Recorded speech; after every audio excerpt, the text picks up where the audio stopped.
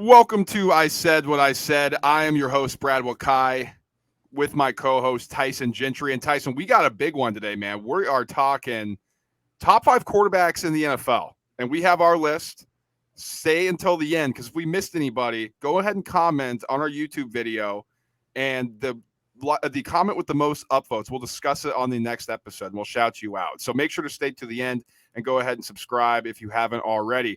But Tyson, we're getting close to the season. I got my thoughts going. I'm curious where you've gone with this one.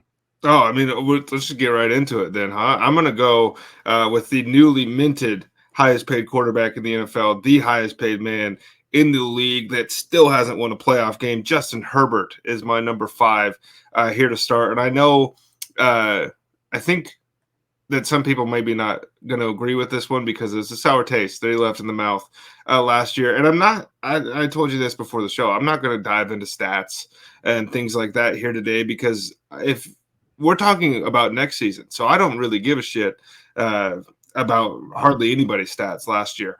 I will say the football terrorist, Joe Lombardi, is no longer Justin Herbert's offensive coordinator. I think that's a much bigger deal than kind of being led on right now.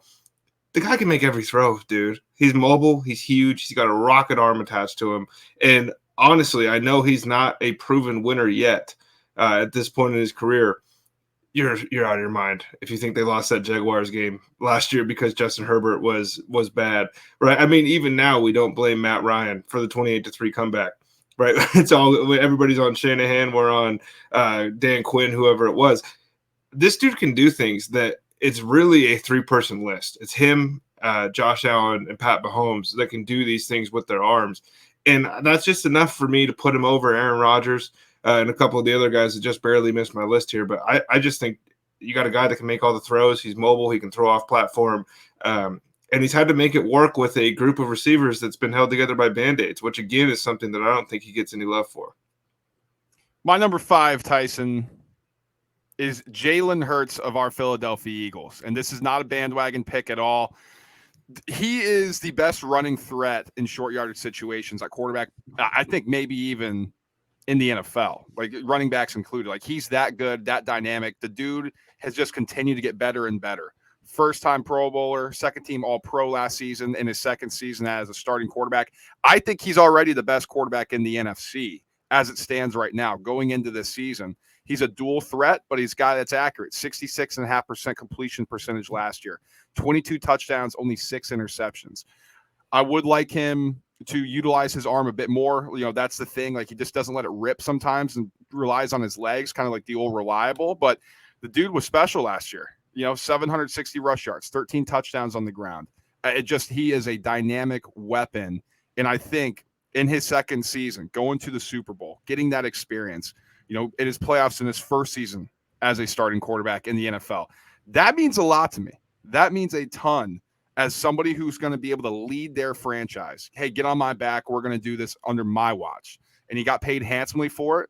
He's not one of these guys that just is going to sit back on his laurels. Okay, I'm rich now, baby. Let's go. He's a coach's son. I think he's going to be ready to prove the doubters wrong. Jalen Hurts is my number 5 quarterback in the NFL. Now, Tyson, who is your number 4 quarterback in the NFL? Well, you said Hurts at 5 wasn't a homer pick, but I got Hurts at 4, and I don't feel like that's a homer pick either. I understand maybe that's a bit high. The guy was second in MVP voting, and honestly, if he doesn't get hurt at the end of the year and Philly finishes up the year with a 15-2 record, right, because they lose to the Saints and they lose to the Cowboys on Christmas, both Gardner Minshew games, both games, they realistically had a chance to win at the end, and I just think Jalen wins those football games. He's MVP last season. If he doesn't get hurt, he wins. Like that's a big part of this thing for me, and that it always will be. It's part of the reason I'm not a huge stats guy. Is I just like my quarterbacks to go out there and win football games. When Jalen Hurts first came into the league and has to sit behind Carson Wentz, and he's almost running wildcat kind of plays, at least the first couple packages that we see him in, it's like, oh, this dude can't play. And then he comes in and he starts on a bad Eagles team, and he starts throwing for 400 yards. And you're like, where did this come from?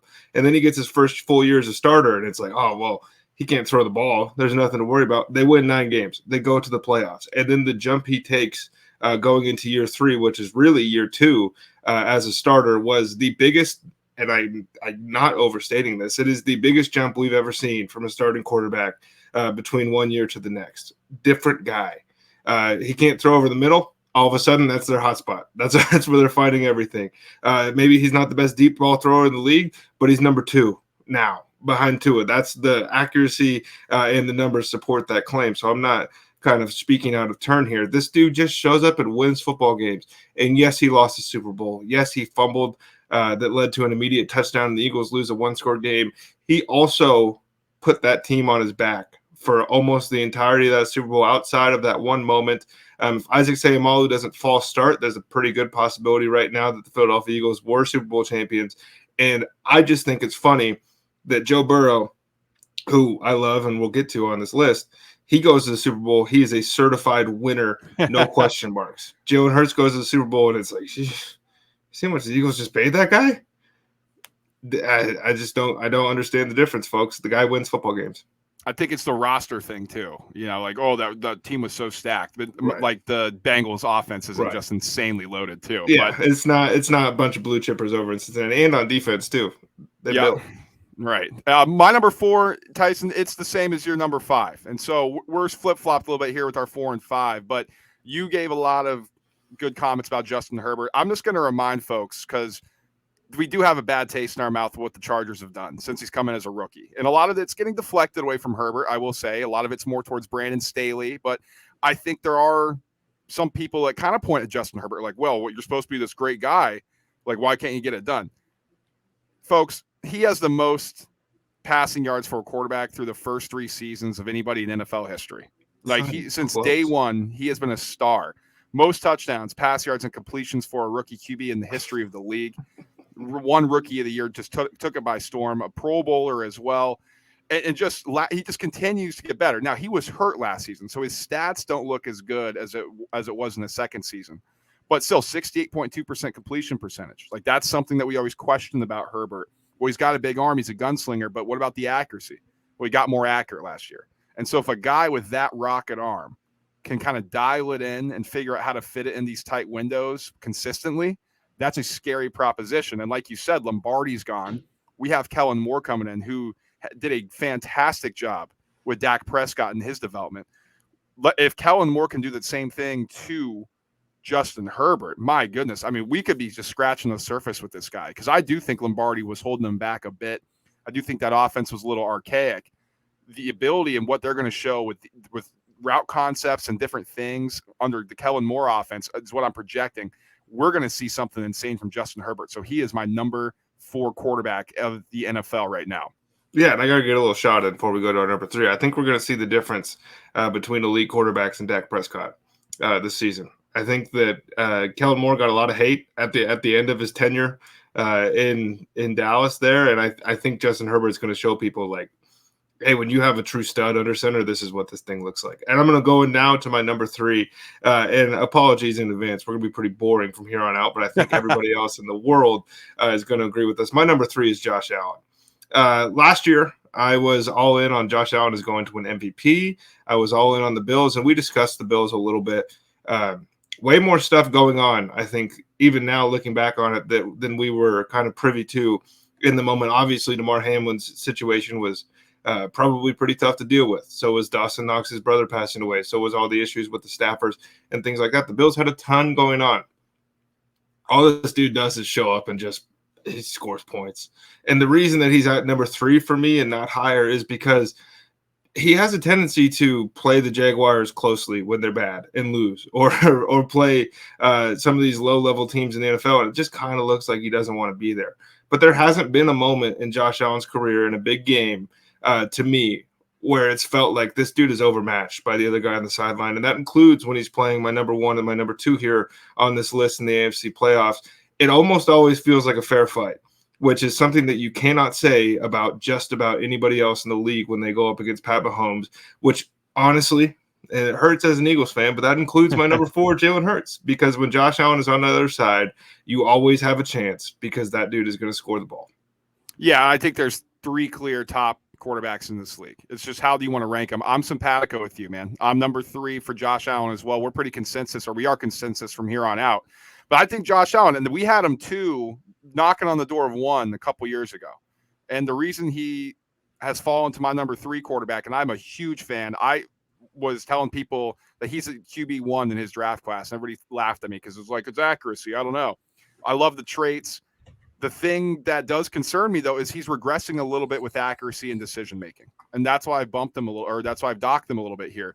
Maybe the shoulder injury, the elbow injury, whatever it was, kind of maybe that was it. Maybe Brian Daboll played a bigger factor than we thought. I'm not quite sure here, but 63.3% completion, not terrible, especially when we talk about Josh Allen, and that's what he did last year. But 14 interceptions and 7 fumbles. It's 21 turnovers. That's just not good enough. Like, you can't have that from your starting quarterback in this league, especially if you want to make it to the Super Bowl and have these aspirations. But I will say, in 2021, he set the NFL record for passer rating in a singular playoffs. Like, it was insane. I think it was 140.1, which is almost like as perfect as you could do, if not perfect. I also think he's the best overall threat with both his arms, or both his arm and his legs. So he's a dual threat guy, just a cannon arm. I think he has the most arm talent, probably. Mahomes, but he's up close. There. He's up there with what he can do. Shit out of that thing. So I'm simpatico with you, man. Josh Allen is our number 3 quarterback. Now, who is our number 2, Tyson? Our number 2 is Joe Burrow. And this is it's pretty fun, man. You see that Tigers armband that he's still rocking. I just think this is the best footwork in the NFL. Like, when you watch this dude, it's clinical.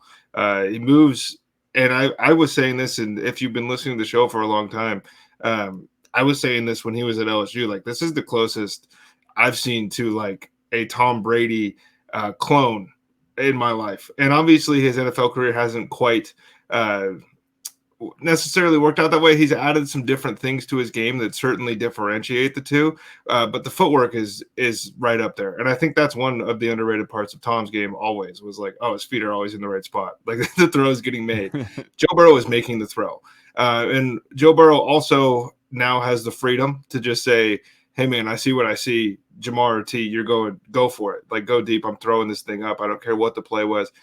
He is the most surgical player in the NFL right now. It is death by a million cuts with Joe Burrow. It is not a necessarily haymaker, which seems to be the way the Bills and Josh Allen kind of want to beat you.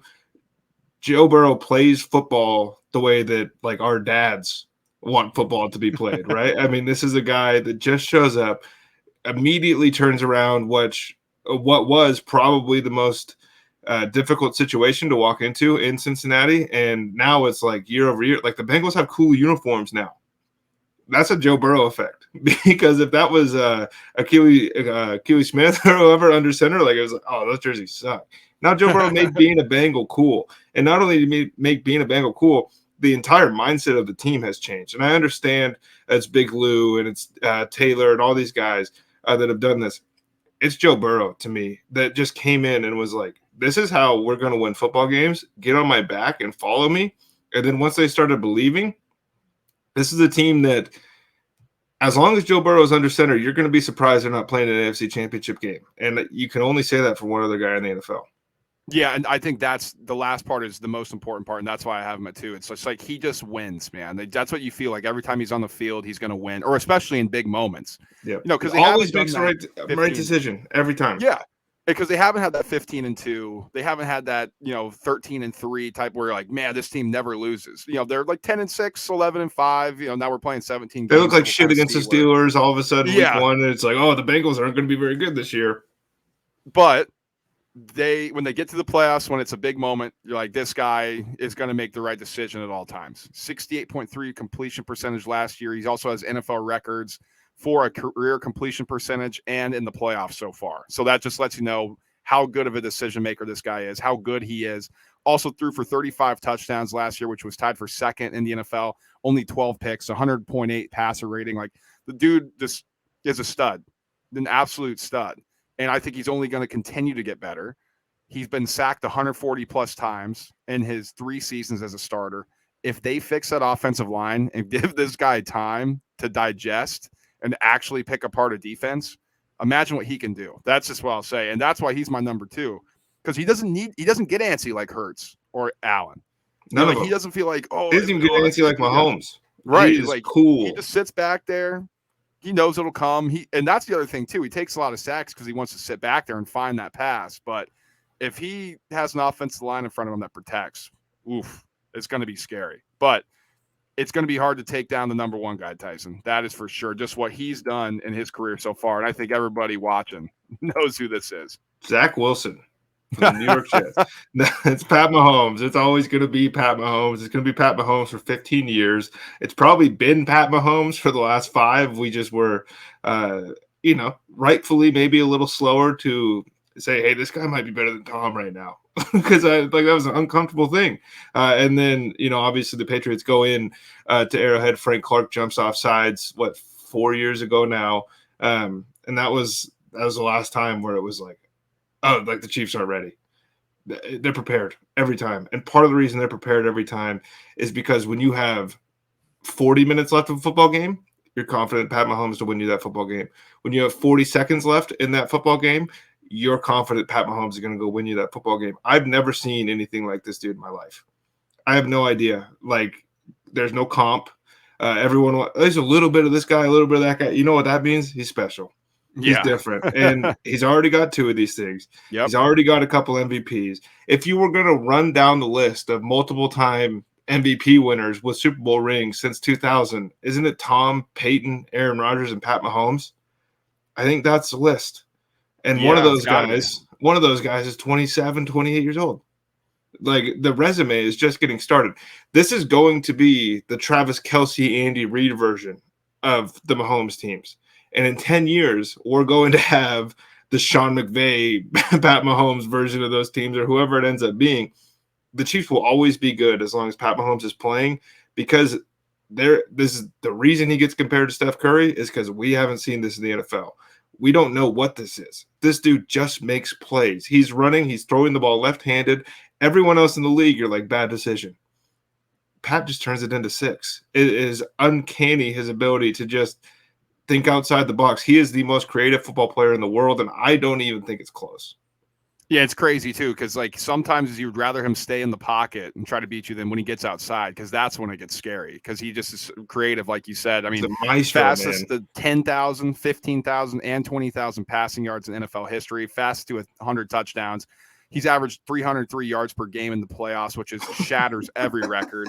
It's insane, man. Like, just go on his Wikipedia page and just type in Patrick Mahomes, look at his records. Like, it's sick what this guy's done so far. And he's a 5-time Pro Bowl already, 3-time All-Pro. 2 of them were first team. And like you said, he's just getting started. He did this. He threw for 41 touchdowns last year, which led the league, 5,250 yards last year, which led the league. And we thought that was going to be a bad season. They got rid of Tyreek, and we were like, I don't know how they're going to do this. And all he did was do everything different than he did the year before, and he was still the best in the league. Marquez Valdez-Scantling, Juju Smith-Schuster were the number 1 and number 2 receivers. And then obviously Travis Kelce, but he's the tight end. And he still did that with a 67.1% completion percentage. Like, it's ridiculous. So, like you said, it's Patrick Mahomes' league.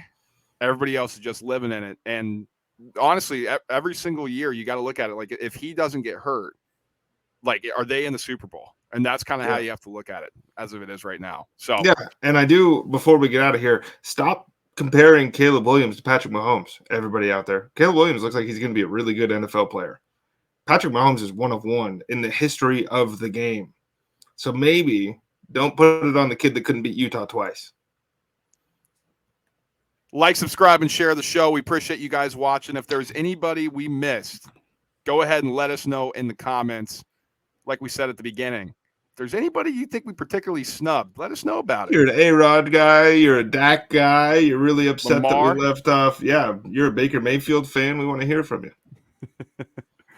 You got our social medias. It's SISWIS_pod. We'll catch you on the next one. Peace.